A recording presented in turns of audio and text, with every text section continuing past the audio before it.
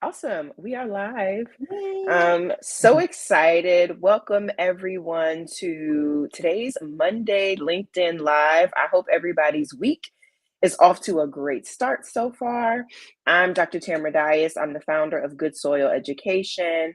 We are a financial education business that partners with women, ambitious women, to accomplish their financial goals without shame, guilt, or overwhelm. And today I am fortunate to be joined by Jessica Harris. Jessica is the owner and founder of Jessica A. Harris LLC.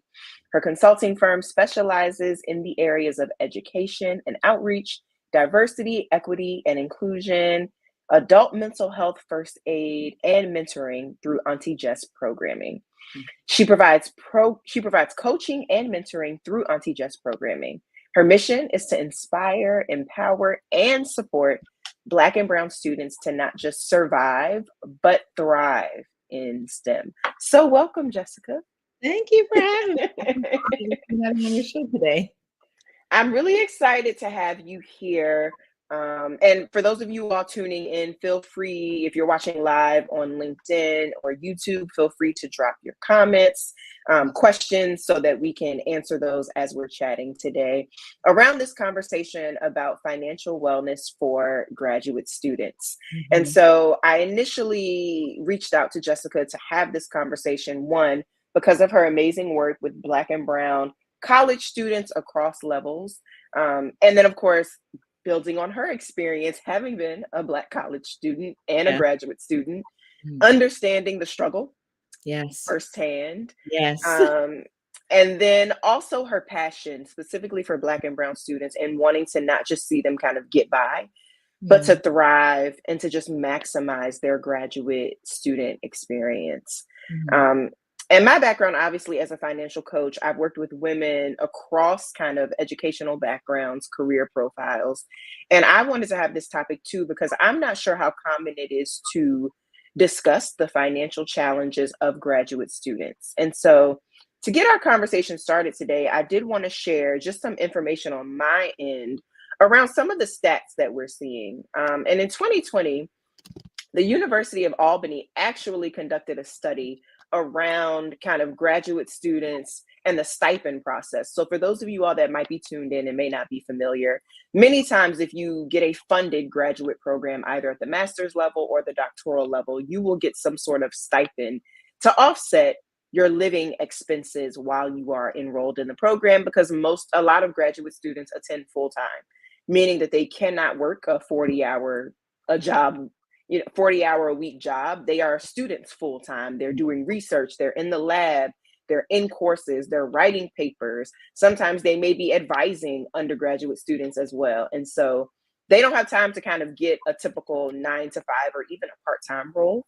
And so the University of Albany did this study around stipends. And I thought it was really important to highlight that graduate students are actually at a higher risk of mental health issues, specifically as a result of food insecurity. And Yeah. so, if you're not sure about what food insecurity is, that is typically, it's what it sounds like. So, not having a guaranteed source of receiving food. Yes. I saw it a lot in undergrad where students who depended on the dining halls Mm-hmm. during breaks, when the dining halls was shut down and closed, they wouldn't have access to food because it was assumed sometimes, like, oh, if it's a Christmas break, you're going to go home.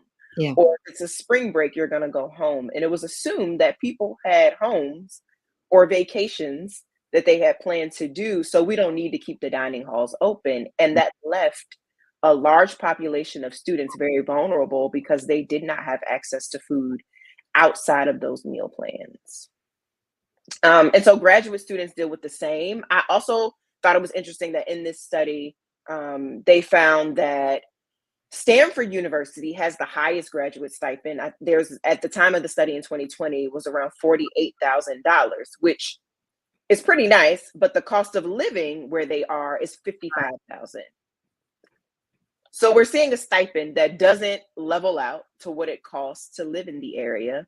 And the lowest stipend from the schools that they surveyed was Wright State University in Montgomery County, Ohio. The cost of living there is $31,000, and the stipend is only $13,000. Wow. So if you think about somebody needing $31,000 to live and only getting 13,000, that is under half of what they need to survive. And when we say cost of living, we're not talking luxury. We're talking bare necessities, basics that they need. Yes. And then I'll share this final one. And then Jessica, I have some questions, that I just want to kind of get your thoughts on, of course, from your expertise. The University of Maryland College Park has a starting stipend of $29,000 for their students, their doctoral biology students. And that fell $16,000 below the living wage in Prince George County, Maryland.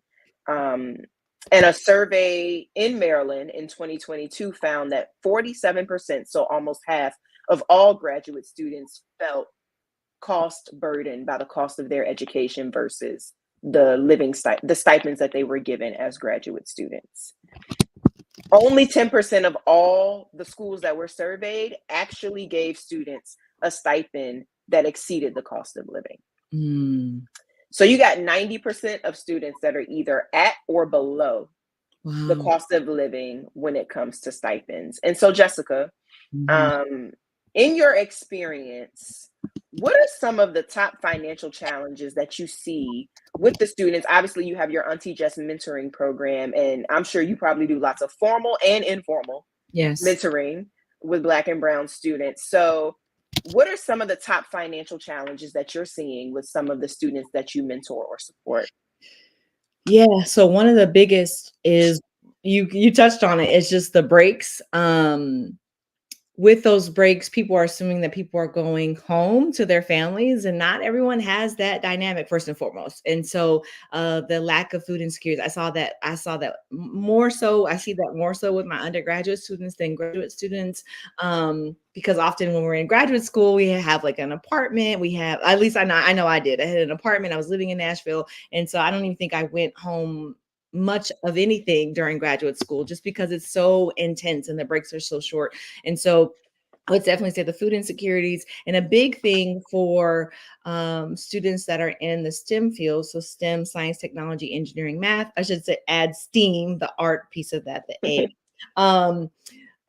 A big transition going into graduate school from undergrad is like if you have to move across the country. So for me, I was at Grambling State University, where I graduated my undergraduate school. It's in northern Louisiana, and then had to travel. So I had to get a U-Haul from Louisiana to Tennessee. Wow. I'm so grateful that my aunties came and supported me, and they were able to put money down on the U-Haul. And the added thing was it was even more for the U-Haul because I wasn't 21. You know how that is when you're renting cars, right? Right. Yes. The extra expense they had. Well, it's not even 21, right? It's 25 before they. Right, because your license and all of that, you have to be over a certain age. Yes. So I got hit with that a lot. So there was it was already expensive, and then a lot more expensive because I wasn't 25 at the time. So that's traveling. So relocating, and we all know that's expensive, regardless of kind of where you are financially. That can be an expensive burden. And then what I notice also with students is the gap of being paid. And so I want to give a shout out to NRAO, which is the National Radio Astronomy Observatory. And they have a NAC program, which is the National Astronomy Consortium. And the reason why I'm bringing this up, because I've been working with this program. I've lost count of how many years. I speak to their conference every year. And one thing that they did to address this was be able to provide funds for that gap. Because unfortunately, some of my students that I personally know have said they often are not getting their stipends until December. So you imagine. Wow. August, right? You're finishing school July. You're having to go to school starting in August, and then you don't get funds until December. Mind you, most people have to relocate to a place. So you're having to put rent down, first month's rent, and then you're not getting paid. And so in my personal situation, we had a stipend. I was a part of the Fitz Vanderbilt Bridge program, and we did have a stipend, but we don't get it in the first month. We got it at the end of the month. And so me and my roommate, well, soon to be roommate, we're still really close. Stacy, shouts out to you. We ended up living with one of the program directors for a little bit of time, because we couldn't put money down for the month's rent and the first month's rent worth of money. And so fortunate that she had a place that we could temporarily stay in. But that is a huge issue. That's not just an issue with me, but that's a recurring issue that I see with my graduate students, is that they're there's not that upfront money cost. And so there's very rarely programs like NAC that can help pay for that. And so you're just a lot of money that's coming out. And even though you are getting scholarships to be in school for time, I'm very fortunate that I have 2 degrees that were paid for. There still are expenses that come out, right? You still have to live. You still have to eat. Right. Still have to, I didn't have a car at the time. And so I'm doing public transportation. And so one of the burdens that I had, well, students also have a burden of transportation. I've heard from them. But one of the other burdens that I had was trying to be a 50-hour, 60-hour week, right? Because graduate school is demanding. I fully understand that that is like the baseline expectation. But imagine you don't have a car. And so I'm having to go to grocery stores that are 30, 45 minutes away, Right. and still try to fit in a 40-hour, 50-hour week. Yeah.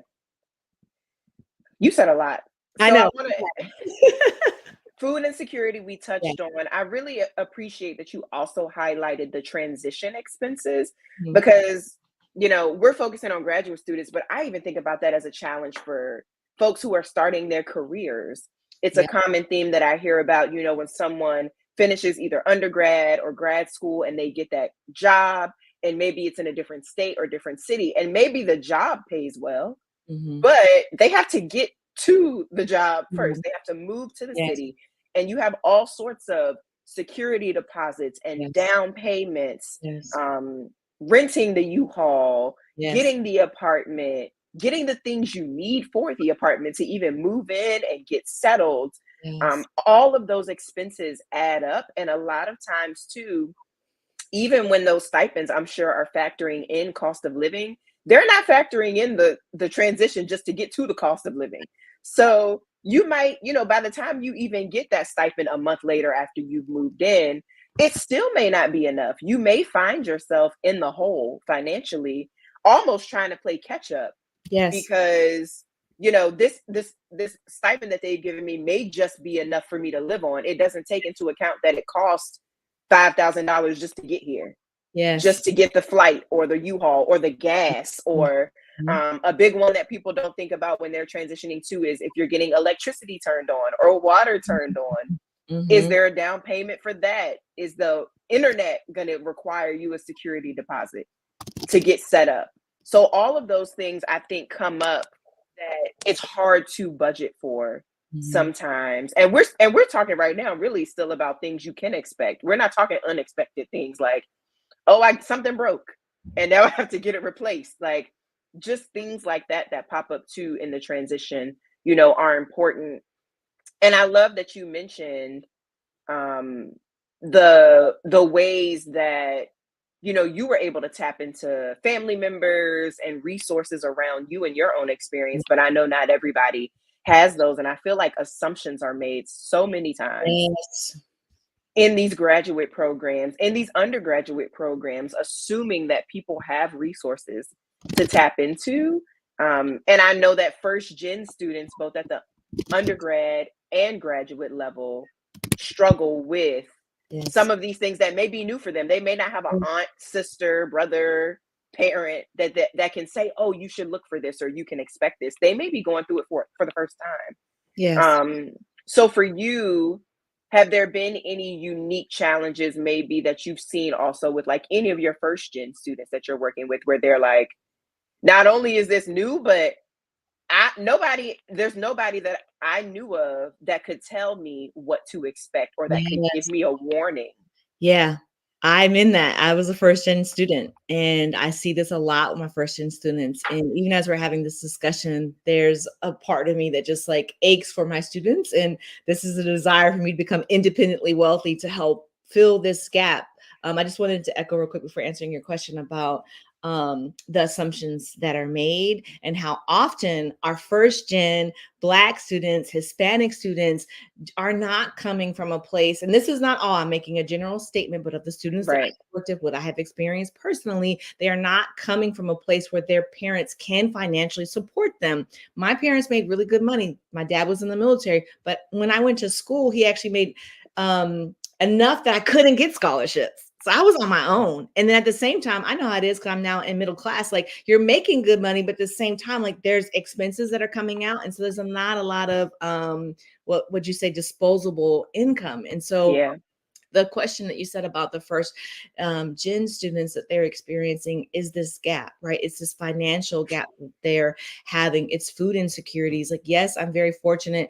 When I was in graduate school, I was a part of a church community. And when I tell you, I was so grateful when they used to feed us. Like, I know I'm in graduate school. I'm a whole adult out here, but I often was with $20 Yeah.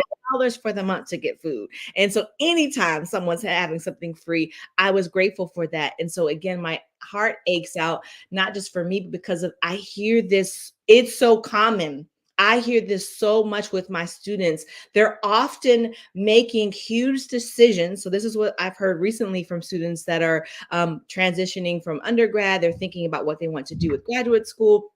And one of the big things and a common thing that I often hear is, do I go get a job and start making money? Yeah. Or do I then put myself in a financial hole to do this? Or do I just take a mental break? Because what you spoke about earlier, it's true. The statistics do show, especially for Black and Brown students, that they're experiencing even higher rates of mental health challenges. And it's because of all this stress. We're not starting at the same place. And so when it comes to equity, when people talk about diversity, equity, inclusion, wanting to level the playing field, listen, we're starting at a disadvantage. It's not because we're not smart. It's not because we're not intelligent. But when you're worried about where you're going to stay, I'm not Yes. thinking about this amazing research that I'm wanting to do. When I'm worried about what I want to eat, those are our basic Maslow's needs, hierarchy of needs. Right. This is anyone. And you see this over and over again in STEM. And so you're worried about being able to show up. And then an added layer of this for my students, and it's something I experienced myself, there's this level of embarrassment. You're one of the few Black students coming into Yeah. a situation where you're at a disadvantage, meaning your other colleagues, they can maybe put down, they may not even be talking about rent. They may be talking Right. about home. And you're like, what is wrong with me? What am I not doing right to not have this? So one of my friends in undergrad, I'll never forget this story. He took me out to eat. It was a really nice restaurant. And I was like, you sure you can pay for this? I'm like, I'm struggling financially. Like, are you sure? Because we're in the same, I'm thinking we're in the same boat. We're in the same boat, but I'm in my little small boat. He's in what is the The bigger boat? yacht. Yeah. I couldn't get the word out. Yeah, he's in a yacht, right? And he's like, his parents told him he should always have 3 months worth of rent. I'm telling you, I'm 20 something years old, never. And my dad is a very, very fiscal, responsible individual. He never sat me down and told me that. Never, not once. And it wasn't until then that I heard that. I'm like, wow, like this dude has 3 months worth and I'm struggling. I barely have a month's worth to get by. And you have 3 months worth? And he didn't say it to put me down. It wasn't even in that context, but it just, again, was showing like we're in different places, just even from a financial perspective.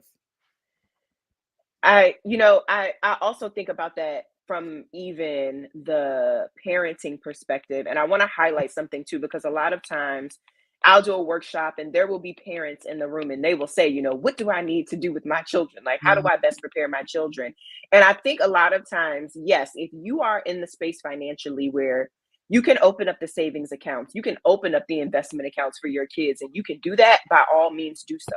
But if you are not, don't take that to mean, well, then I don't even need to talk about money, or I don't need to have the conversation, because even here, just the general financial advice and conversation can be so helpful for your children at all ages. So if you're listening or you're watching, or you ever feel like, I might not be the parent that can, tell my kid, you're going to college for free, I have the account set up, or whether you go to college or choose to go into the workforce, there's $500,000 waiting for you. If you are not that parent, then you can still start by teaching them about managing money, about saving money, about setting themselves up, about, whether you make $50,000 a year or whether you're working on a graduate stipend of $15,000, here's how you can work with that and manage that. So also, I love that you shared, he just had the knowledge from his parents too. He had the financial capacity, but even in that, it came from I had the conversation that my parents taught me,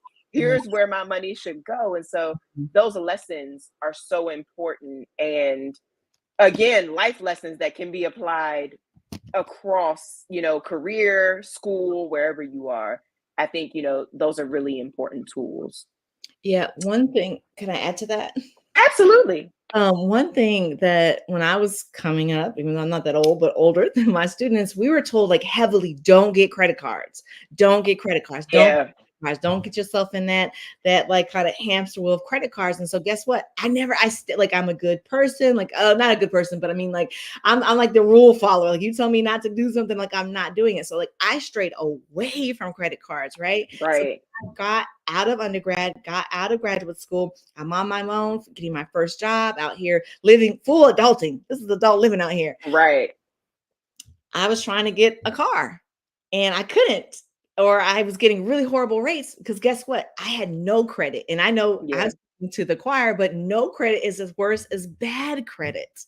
And so there has to be a balance, right? There's so Yep. many different ways. And again, I'm grateful that I have people around me that do different things. And so I end up getting a secure credit card where I started at. And actually, a friend of mine is now doing that with her son, and he's like 7 years old. I'm like, that's a great idea. I should do that with my children so they can start building up. But again, I didn't know that. Again, even coming from a family where my dad is very fiscally responsible, he's Right. been like very conscious of his money. Those are things that we just didn't hear. Like I'm sure he he does have an excellent credit score because he ended up co-signing. We were in the dealership, he ended up wanting to co-sign for a vehicle for me, which I was really grateful for. And when they ran my dad's stuff, they were like, yeah, you can get anything on the lot. Like I was like, what? Me from this raggedy credit score that I had. So my Your dad, pick. yeah, just like you can get anything and at a really good rate. I'm like, you know what? Like, thanks, Dad. I really appreciate him. That was a big deal to do because co-signing is a whole different conversation. It's a big responsibility for someone to do. But again, like that, it just those things. I don't know if it was just our family generation. They just didn't talk. They maybe were doing it. And I know in the military, they're taught a lot, right? There's a lot more that they are held to as a standard of things they have to do versus anything else that I'm aware of. Again, being a military brat, but it didn't translate for him telling me. And this is no knock to my father. I love him. It just wasn't translated down. And it was probably just because they were just doing it. And you're not thinking about like, this is how I did this, or this is how I was set up to do this. And so again, I see this a lot with my students where they're having to make decisions. Do I stay here for Christmas, but I really want to go see my family, but I cannot financially go? Right. When the riots were breaking out in 2020, 2021, a graduate student was in a place where the riots were happening and grateful that an organization was able to support them, but they were in literally a crisis situation, but did not financially have for themselves an ability to get to somewhere safe. Right. So our students, again, the unexpected expenses that you're talking about, right? All the things that we're saying are the expected expenses, but everything is different, right? Like when I moved here, I didn't have to put deposits down on my water, but I'm moving somewhere else and they may. And so these things that you're just already in the hole and in the negative, and then no one teaching you how do you go about credit cards. Like I don't know if this was back then, but I know credit cards now you can set up plans, right? So you pay for something. Then you could, some of them are way expensive as far as the rates, but some of them are not a rate, or they're a couple of cents that add up maybe to $20 like over a period of time. Like those are like, I'm grateful for some of those things on my credit cards. But again, if you're not aware and you don't know, and first of all, even if you can't get a credit card because you don't have a good score. And the last thing I wanted to echo is students that I have met that are not only first gen, but they're also not from our country. Right. So they are a whole culturally, a whole different thing. And their family cannot get to them fast enough, right? If they're in South America, their family, it's all of these things to get their family. And often, you did mention this, that we're often paid a stipend because it's our full responsibility to be a graduate student. But some people have to still work because guess what? They're using some of what they're getting paid and some part-time that they're having to do to take care of home, because that is the cultural responsibilities that they have. It is. And I know I was literally reflecting on this with a friend who is first generation American. And she was saying that a lot of times her friends that have come to the United States, the assumption is that because you've come to America that you're doing fine. Yeah. They don't understand that, like, no, I'm still like, I'm here and I'm struggling. Like, I don't, but the Yes. assumption is, well, you're there, you have access to things that we don't, and you're probably still doing better than we are. And so, even though they may be struggling or at what America considers to be at or below the poverty line, they are still figuring out, I got to send money home. So, Yep. they may be going to the local food bank. They might be going to the local nonprofit to get things to offset the cost that they need or the living needs that they have. And still, like you said, 60 hours a week grad students and finding another 15 hours to work overnight shift or work early morning because there's a family member that needs food back home that they have to send money to. And it's a necessity, right? It's not a They're it's not not trying to find implications. yeah, it's not it's I have to, and the burden that's on them, right? Yes. And so it infuriates me when I hear certain people of a certain shade who are like, they just don't care enough. They just don't want to put in the time, and it makes me angry. It's like that is not the issue. If we could have where they were financially taken care of, their family, whatever additional situations with their families were taken care of, if that's the situation, they can go home if they need to. They can actually just focus on Right. school, then we're talking about something different, but we're not. And so I did this presentation last year where I had the audience like give me their things, like give me whatever they had, give me your book bag, give me your scarf, whatever. And I said, this is what's happening to us. And I can speak for myself personally as a first gen student, as a Black woman, as a woman. When you're talking about, oh, just Jessica, just show up. Just you're so passionate about doing the research, just do it. And I'm like, but I got all this stuff on me.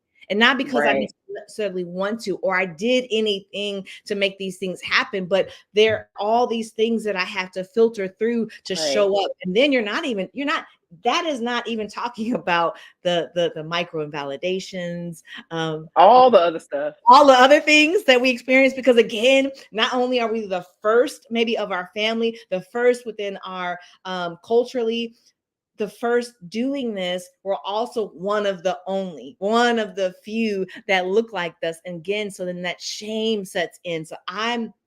So one clever thing that my graduate students that were doing that were also part of my program, because again, our program was paying a stipend, they were fully paying for us to be in school. Some of them would take out the loan. So since we were like Yeah. at zero, if you took out a loan, like you're basically pocketing that. I think that's how that works. But I never wanted to do it because again, I didn't want debt. I didn't want to Right. go through it with any debt. I'm like, why? Because they're paying for it. But again, at the same time, they were able to live a little bit more comfortable. And this is no shade to them. Like that is a good thing. They were able to make a decision that's best for them. And Yeah. in STEM, there are programs, and not just in STEM, there are other companies that will pay for Yeah. graduate school debt. I just wasn't willing to take that risk. That's me. I'm very very risk averse in that way. But there are ways that students can do it. But again, if you don't know, if you're not informed, and again, if you're not the one doing it, then you're in the situation like, man, I'm struggling, but I don't want anyone else to know what's going on. Whew. Can I add one? Yes. I know it's a lot. Yes. No, go ahead. Go ahead.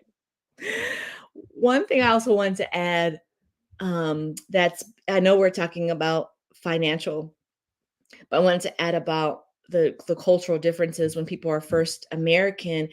Yeah. There's that financial piece, and there's also your parents don't understand what you're going through.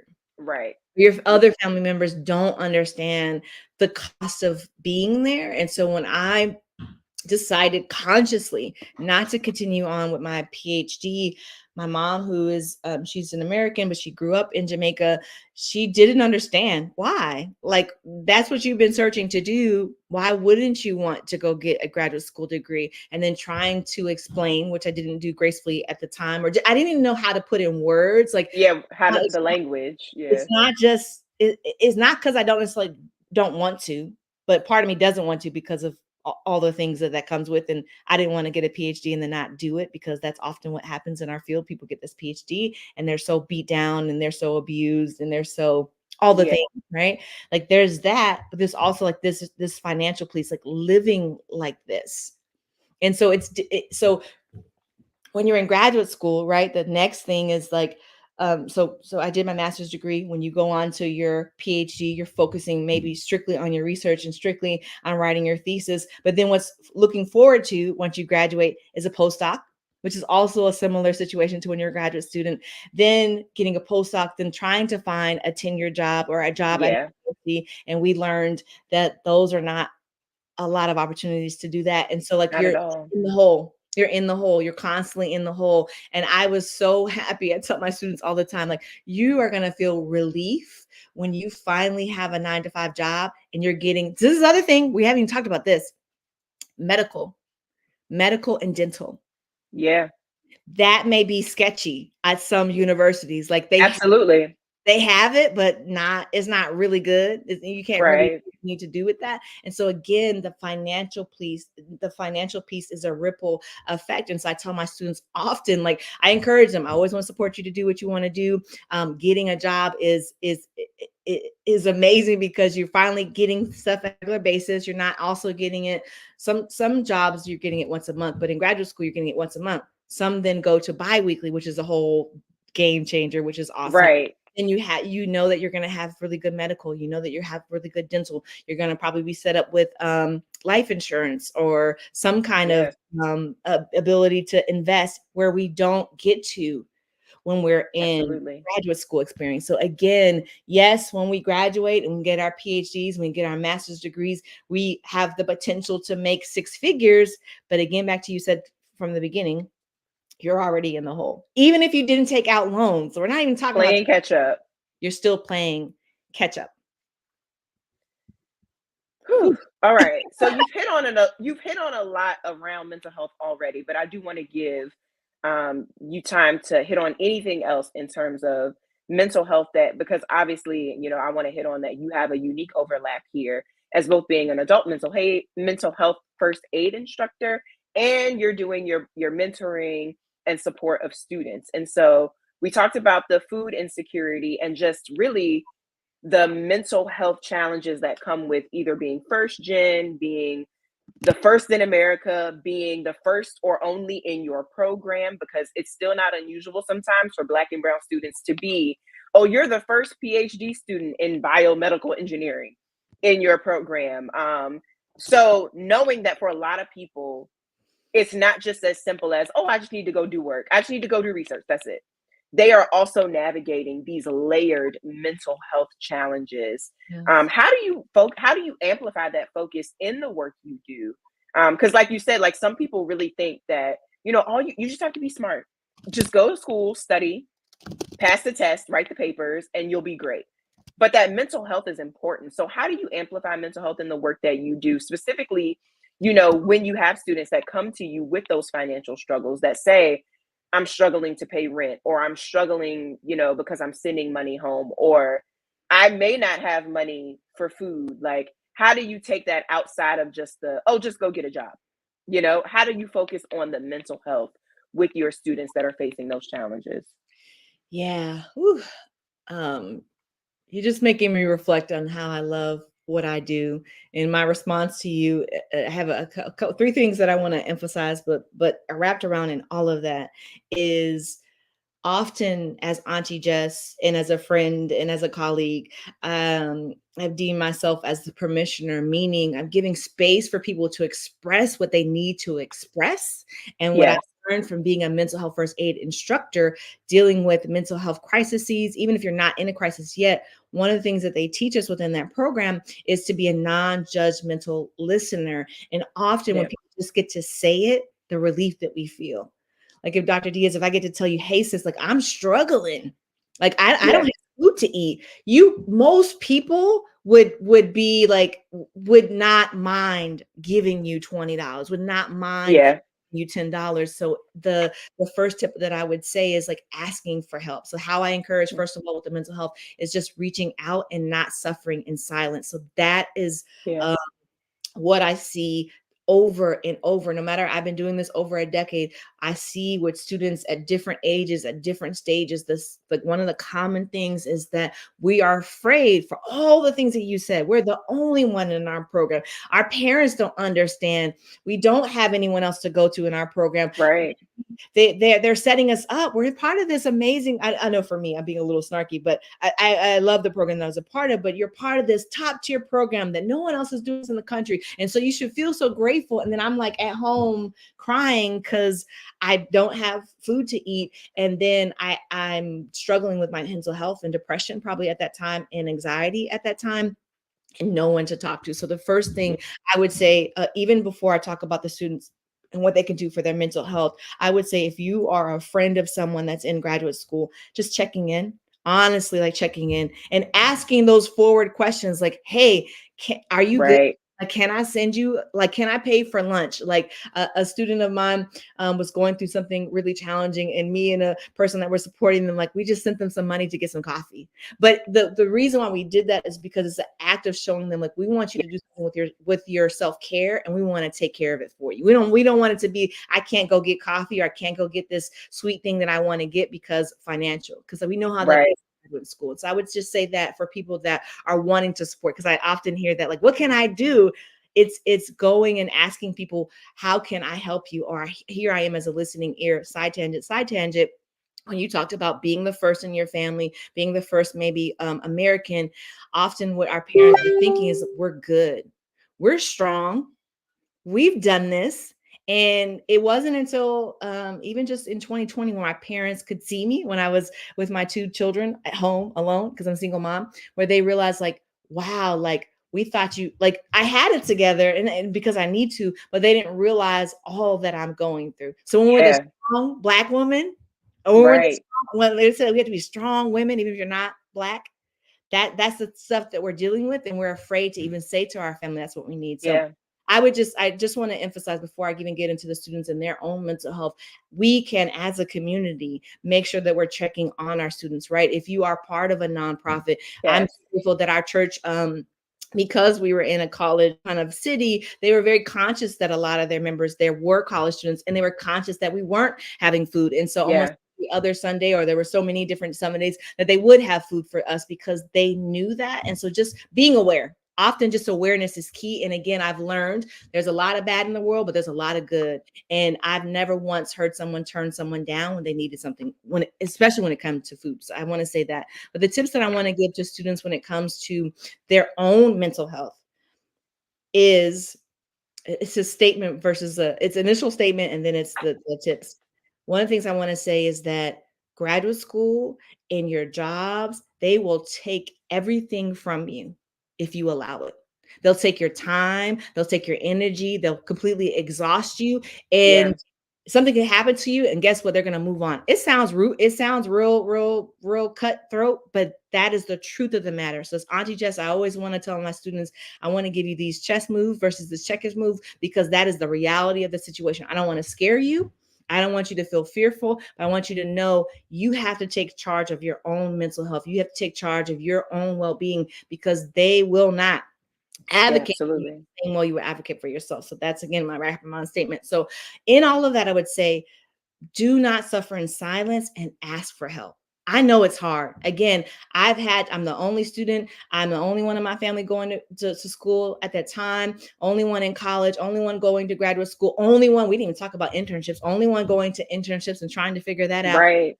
So I have a hard time now asking for help, because I don't want to be disappointed. And because for me, if I am asking for help, it's because I really need it. And so a lot of our students are feeling that. And so I would just encourage students, for your own mental health, do not be afraid to ask for help.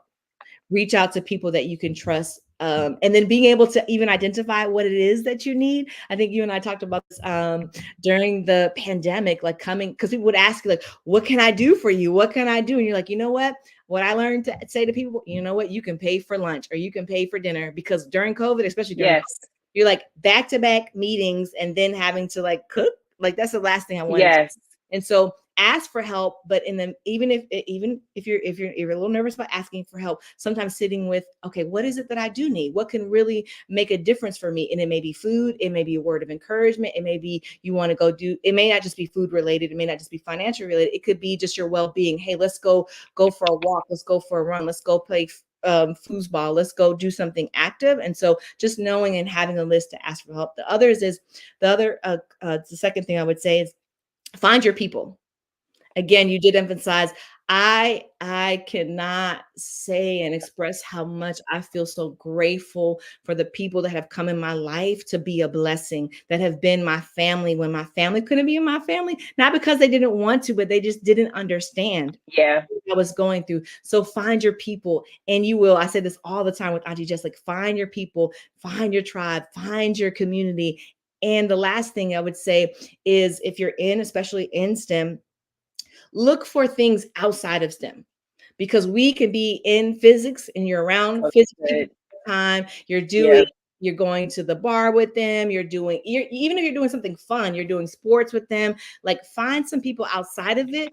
And the reason why I say that is because then it will normalize your experience. Because we're experiencing this. Almost everyone in graduate school is having right. Fear of this. Find you some other people, because then you're not going to feel embarrassed because they're not running back to your program and telling you, oh, Jessica doesn't have so and so and so and so. So I've seen that be something I have learned over time. I wish I had known this, but these are this advice here that I'm giving is actually advice that my students have done, and they're very clever, that they have intentionally maybe lived with people that were not other scientists. They lived with maybe history majors, or they lived with art majors, or something very different, because one, again, you get to normalize, and at the same time, you get to be reminded how awesome you are, right? It's not until like I'm out in the world and I'm telling people I'm an astrophysicist, they're like, oh my God, that's amazing. That is amazing. Right? That you forget because, again, all of these things are happening to you, and you forget the awesomeness of who you are. And so being around people outside of your system and say, oh my goodness, Tamara, like, because I think you're amazing. You blow my mind all the time, all that you're doing. But having people outside of your network to say, like, I see you, you're doing more, you're doing better than you're thinking you're doing, because specifically in physics and astronomy, is such an elite field.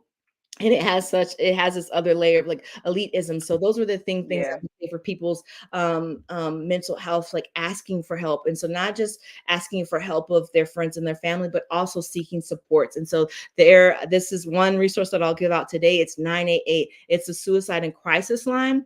And the caveat I want to give to that is not just if you're in a suicide situation. It's if you're in a crisis situation and you're not sure what to do. Listen, you reach out to your mama, your daddy, your best friend, and no one has answered the phone call, and you're trying to figure out how to get through the day. Do not suffer in silence. Reach out to them. They are a very helpful line. They're open 24/7. You can text them. You can be on the website. You can call them. So that is a great place to go. And with that, prioritize getting counseling. I wish this was, absolutely. I would say prioritize. I wish this was a mandate, something, of course, you can opt out of, but I think it should be built in to every student, especially physics and astronomy, but it could be any as Black and Brown that is first gen. They need a counselor. You need someone to remind you of who you are, remind you of what you're going through, and have your shared identity, but making that a priority. And again, wrapped around with these things are not going to be given to you, because often our professors, they care about us, but they may have not experienced the same thing that we're experiencing. Right. All to do is teach you to be a PhD student just like them, and not that they have not experienced financial insecurity, not that they not have experienced things with their mental health, but they maybe didn't even have the resources that we have now. And so make sure that you're prioritizing. That is something you can do for you. And I teach my students this all the time. It's this theory that I've created with Auntie Jess. There's this internal that we can do to push back the external. The external is all the things we're talking about, the financial insecurities, all of the things, right? All of the things we've been talking about today. But the internal is something you can do. And I want to empower students. This is something that you can do, but you don't have to do it alone. Build up. And this is not just a positive, build up yourself and have all these positive affirmation statements. No. get you some help, get you some professional help with Yeah. people that can teach you strategies and techniques, teach you how to. One of the things I've learned through therapy is even being able to advocate for yourself and your own mental health, meaning, hey, I have the ability and I have the right to set boundaries that say, you know what, on Sundays, I'm not in the research lab or whatever, Not at all. but that's mine. Yeah. Don't ask me much of anything on the weekend because that's my time. That's something I Yeah. get to say and express. But this was years of working and working and working because I didn't feel like I had a choice. And at the time, I don't think I really did have a choice to do it. But when I got out of that situation, listen, I'm not working on the weekends. And if I do, Right. comp my time during the rest of the week because I need time to recoup. So I know that was a lot, but I love that. It felt like we were in a coaching session. Fantastic. I love it. Graduate students, if you watching, I hope you were taking notes because you got your, a quick little impromptu one-on-one with Auntie Jess in advance. So y'all looked up. And going off of that too, from the financial space. So obviously I work with a lot of people that come to me that are kind of at different points in their finances. And I will say this forever and ever. We've talked about it today, but I believe money and mental health are very much linked and very much intertwined. If you are worried and you cannot afford the basic foundational things that we need to live and survive and be humans, you cannot think about showing up at work your best, showing up at school as your best, showing up for your kids, showing up for your partner, showing up for your parents, whoever. You are not your best in all those spaces if you're thinking, how am I going to pay my rent? How am I going to eat? How am I going to feed myself and my family? You're not thinking about any of that. And so when I meet people that come to me that may be in those situations, or even those who aren't but want to help others, I always say, it's important to know your numbers, and our numbers can be scary, especially if you already can know or calculate, I'm in the red, I don't have enough. I know before I even check the bank, there's not going to be enough there. That can push us sometimes away from wanting to actually know what the numbers are. And so I really want to encourage you to look at the numbers and know what they are, because that positions you better to make the ask, as Jessica shared, right? Like, so when people are offering and they say, what do you need? Somebody may be willing to write you a check, but you need to know how much to ask for. And it helps a lot when you can say, my living stipend covers my rent, and it covers my electricity, and it covers my internet. I am struggling when it comes to food and gas. That comes up to about $350 a month or $400 a month. Yeah. So if somebody has access to a scholarship or has access to a resource, or says, we have a church program that will give you a $200 gift card to the grocery store every single month, you can know, oh, wow, that will help me. So now I only need another $100 or another $150. So I encourage everybody, every client that I work with, we always start with knowing your numbers first, so we can fill in that gap and figure out how to get you that support. The second thing, and Jessica, you hit on this too, asking for help. You talked a lot about asking, not being afraid to ask for help specifically from people around you. I encourage you to also dive into all the university resources that are available to you. Yes. I have talked to people time and time again. I did a workshop recently at a university a couple months ago, and I met with a graduate student afterwards, and she said, I didn't even know we had access to some of these resources until 3 months before I'm getting ready to graduate. Nobody sat us down and said, hey, here's a list of all the resources that you can maximize during, your 2-year master's program. She's like, nobody sat me down. Nobody told me about it. I was talking to somebody else, and they kind of just brushed over it and was like, oh, you didn't know this was available? And she said, I needed that my first year, and I didn't know that it potentially was a resource that I could have used, because nobody's telling us. And so don't be afraid to meet with advisors, professors, sharing what you need, and then saying, are there university programs that are available for me that can offset this cost or can offset this need? A lot of universities might be partnered with nonprofits in the community or local churches or community-based organizations, so that if they don't have it, they can connect you. Because a lot of nonprofits in the community are wondering, they may say, we have access to $50,000 in funding, but we don't know who needs it. So they're reaching out to these grad programs saying, do you have anybody that, is struggling with rent, or that needs food, or that needs transportation support?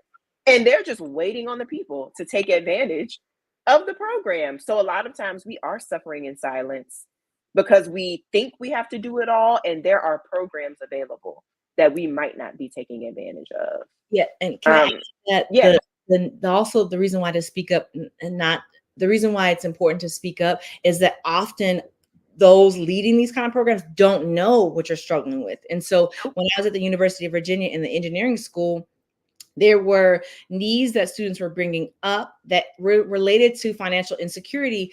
And one thing that they had a part of their program way before we ended up doing something different was they already did have a food bank, but there was limited amounts. Like you couldn't have fresh food there. You couldn't have meats obviously there because it's kind right, of on the shelf. So you had to have non-perishable items that were there. And so we were learning people were wanting fresh stuff, and you can't have fresh stuff kind of in this situation that they had. And so, well, fortunate thing about in the engineering schools, they had embedded counselors. And so we ended up putting money aside to give them 50, I think it was 50, I don't know the exact amount. I think it was 50 gift, $50 worth of gift, not $50 worth, but 50, sorry, $50 gift cards, but a whole bunch of them to give out to students if they just happen to be in counseling session and they mention a food insecurity, the counselor just could give them a $50 gift card, right? And love so it.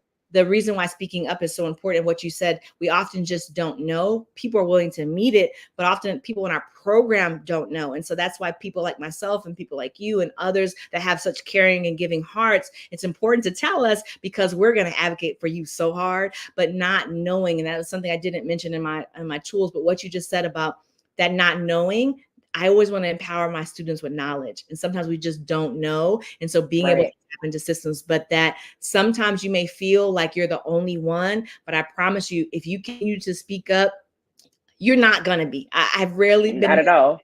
where that hasn't been something that's so common. Again, I've been doing this for over a decade. There's rarely something that I hear from a student that is not something I've heard before. It may be a unique situation specifically to them, but it still hits on food insecurity. It may still hit on financial. And so I just want to add that, like, as much as you were saying, people are waiting with $50,000, they're waiting to give you something. This is why that need to ask for help is so important. And so the person that you may be asking, like, right, so I didn't have that per se personally, but our budget did. Right. So I was able to Right. my boss and say, Yes. hey, can we do this? Because this is a common need of our 500 Clark Scholars students. Right. So I wanted to add that. I love that. Yes, all of that. Being able to, even because again, even if the person you're talking to doesn't have it, they may have a budget item, they may Yes. have a resource, they may have had an influx of gift cards or supports or somebody reaching out. So yes, be okay with asking for help and not feeling like you have to do it all alone. And then the final thing I want to hit on, and I wish, this could be its own little session, multi-session, but a lot of times, as Jessica mentioned, I think Black and brown students and women, we take our brilliance for granted. We assume that the skills and attributes we have are common, that they're not necessarily important, that everybody can do it. And so I'm a, former executive coach, career coach, and I always encourage people to maximize their skills. So as graduate students, are there skills in your academic program that you can monetize? Can you consult? Can you do speaking engagements? STEAM is a very high demand field. If you are in STEAM, I want to automatically tell you are a unicorn. To people like me, who I stay far away from STEAM things. It's not the way my brain works. And so when I meet somebody that is good in any of those areas, I'm automatically mind blown at the way their brain works, how they're able to just conceptualize things. They are always looking for folks to consult, advise, mentor, coach, consult in these areas. And so even if you're thinking about ways to do added income, you're taking for advantage the fact that you're a biology scholar. And there's somebody that's looking to pay $5,000 to have somebody come and do a talk or come and work with their team in the very area that you're specializing in. Especially if you're a PhD student, if you're a doctoral student, you are literally studying to be an expert in a thing. And so literally that no one else is doing, and you are literally basing your research on an area that is a gap that has not been studied, that has not been explored. And so many times I think we take that for granted and we assume everybody can do this, everybody has this skill, I'm not unique. And you can be monetizing your skill set in a way to where if you were to go and get a part-time job, it might take you 3 weeks to make what you could do in one speaking engagement or consulting opportunity. So don't sell yourself short in the skills you have. Get with a career coach. A lot of universities have Yes. career offices that will do free sessions. So get with somebody if you don't know where your strengths are, where those opportunities are, map them out, and don't be afraid to monetize that Yeah. skill set. Mm. All right. Unfortunately, I feel like time flew by. I can't believe it's been 50 plus minutes we've been on here. But we don't want to keep y'all during your lunch. So I will turn it over to you. Any key takeaways for you or anything that you feel like in these last couple of minutes that you just want to drive home or underscore or restate as we wrap up our conversation? Yes. So I want to like, amen. And thank you. Like, I feel encouraged with what you were saying. This is why I was saying it's important to reach to people outside of your community, because again, in our field, it's such a niche thing. It's so highly competitive. It's so elitist that we are comparing ourselves with other people that are that same thing. We're not reminding ourselves that we're one of the only, right? We're doing something that's pushing this envelope of research that we've never done. And so having people like yourself, having career coaches, right? So this is again something that was built into what was at UVA, built into actually a lot of programs that we just don't know that we have the right to have the access to. And so Yeah. it was game changing for me to meet an HR person when she was recruiting me for the position at NRAO. She was able to talk to me. Again, I've been in my career for 7 years at this point. No one had ever sat me down to talk about my transferable skills. And so if you are on here in STEAM, I just want to elevate, amplify what Dr. Diaz just said about you have some transferable skills. And I don't mean just you can do presentations and you can do that. The way that we think sets us apart from a lot of people. And so people are often wanting us for strategic planning and critical thinking skills. So just think about a lot of think tanks. There's a lot of people. I have a friend, I won't say his name, that literally has said to me multiple times that people who are really wealthy literally just want him to be around because they want that level of expertise. They just really want an astrophysicist. They really want an astronomer to be around them. Like, that's a thing, y'all. And so I, again, wish I had known this. Anytime I had ever heard about people making money on the side or having their own business, again, it felt like this unicorn thing that not just unicorn, but it felt like this an expensive thing that I didn't have to do, but it's not true. So if you're a student, yes, go speak. Yes, go do things within the community. Some of it may be financially. Again, the part of like going into the community, maybe you're feeling like you're not amazing, but be a part of, like I was a part of the Human Rights Commission, be a part of something within your community that reminds you like I'm actually more deeply connected. Sometimes we're so this big abstract thing that we forget that like, oh no, this skill can be transferred. So I want to emphasize that. And the last thing, in addition to that, is with COVID has changed the game. Literally, I'm doing my business almost full time virtually. Yeah. And able to do it via Zoom doesn't mean I don't have to go to things in persons, but students maximize that. A lot of people are okay with you being a speaker via Zoom. And again, check with your universities. Sometimes there may be conflicts of interest. Be aware of that. But the last thing I want to emphasize, and we did, I appreciate you asking me about this, is really caring about your mental health. Like you said, in all of this, it's really hard to focus and do what you need to do when you don't have your mental health and you don't have that financial piece taken care of. And so what you said about knowing your numbers so you can be in position to make the request, this is actually a spiritual concept that I had learned from some spiritual leaders of mine. Listen, always know where your numbers are, because you never know. God may place on someone's heart to ask you, Jessica, how much do you need? And I need to be able to tell I need $200,000. And some people can write that and not even think about it. So you never know. Encourage people. I don't know where you are with your faith perspective, but that principle of what Dr. Diaz was just saying about knowing your numbers, they are really giving people out in this world. And if they just knew, right? You and I have been a part of nonprofits where we're reaching out to people and they're like, well, I'm just waiting to write $50,000. I'm waiting to write $1 million check. Like, people are eager, especially during tax time. They're eager to have these write-offs, and they're in good places, but they're eager to write these things off. And so I just want you to know to encourage students that are listening to this to find out what your universities know. And listen, if you don't know, reach out to Dr. Diaz or myself or someone else in the yes. professor.